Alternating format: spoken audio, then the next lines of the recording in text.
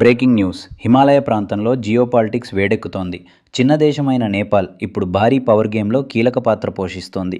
తాజా సమాచారం ప్రకారం నేపాల్, చైనా మరియు యునైటెడ్ స్టేట్స్తో సంబంధాలను మరింత బలోపేతం చేస్తూ ఇండియా ప్రభావాన్ని బ్యాలెన్స్ చేయడానికి ప్రయత్నిస్తోంది. ఇది సాధారణ డిప్లొమసీ కాదు. నిపుణుల మాటల్లో ఇది ఒక స్ట్రాటజిక్ బ్యాలెన్సింగ్ మూవ్. ఇండియా ప్రత్యక్షంగా ఎలాంటి కఠిన ప్రకటనలు చేయలేదు, కానీ కొన్ని సంకేతాలు కనిపిస్తున్నాయి. బార్డర్ చెక్స్ మరింత కఠినతరం, ట్రేడ్ మూవ్మెంట్లో ఆలస్యం, డిప్లొమాటిక్ స్థాయిలో చర్చలు పెరుగుతున్నాయి. దీన్ని విశ్లేషకులు సైలెంట్ కౌంటర్ స్ట్రాటజీగా చూస్తున్నారు. తాజా అధికారిక సమాచారం ప్రకారం నేపాల్ కొత్తగా బార్డర్ కస్టమ్స్ రూల్స్ కఠినతరం చేసింది. ఇండియా నుంచి వచ్చే వస్తువులు ఎన్పిఆర్ 100 కంటే ఎక్కువ ఉంటే డ్యూటీ వసూలు చేస్తున్నారు. ఇది టారిఫ్ వార్ కాదు, స్మగ్లింగ్ నియంత్రణ కోసం తీసుకున్న అంతర్గత చర్య మాత్రమే. ఇండియా అధికారికంగా నేపాల్కు పెట్రోల్ సరఫరాను నిలిపివేయలేదు. అయితే కొన్ని బార్డర్ ప్రాంతాల్లో నేపాల్ వాహనాలకు ఫ్యూయల్ ఇవ్వడంపై స్థానిక స్థాయిలో పరిమితులు ఉన్నట్లు సమాచారం. ఇవి కేంద్ర ప్రభుత్వ నిర్ణయాలు కావు, దేశవ్యాప్తంగా అమలవుతున్న విధానం కాదు.